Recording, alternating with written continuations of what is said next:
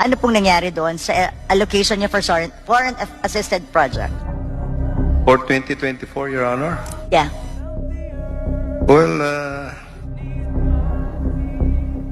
Well, we proposed actually 70 billion in our national expenditure program, but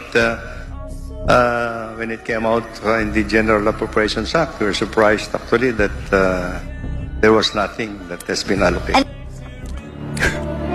Inyo bang nasilayan o nakita yung pagkamangha sa mukha ni Secretary Bonoan sa katanungan po ni Bagong Henerasyon Party List Representative Bernadette Herrera?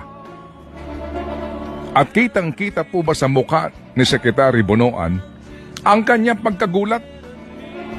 Dahil lumalabas na hindi alam ni Herrera na ang pera na inilaan sa malalaki at importanteng proyekto ng DPWH ay inilipat din pala ng Kongreso sa unprogrammed appropriations.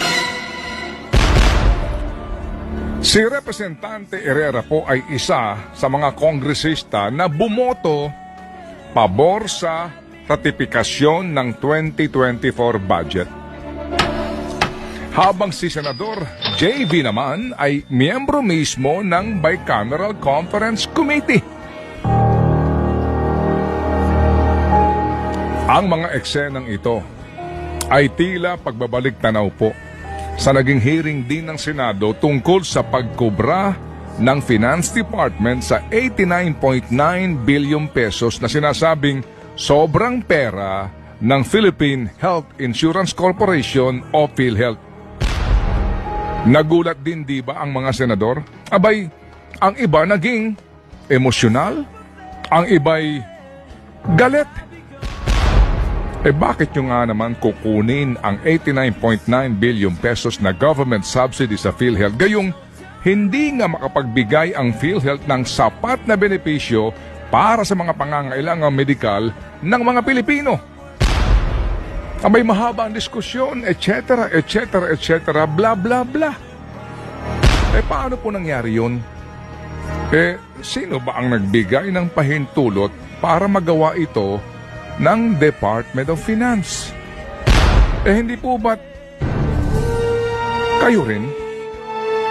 Inaprubahan ninyo sa pamamagitan po ng ratifikasyon ang pinal na bersyon ng budget na dumaan sa Bicameral Conference Committee.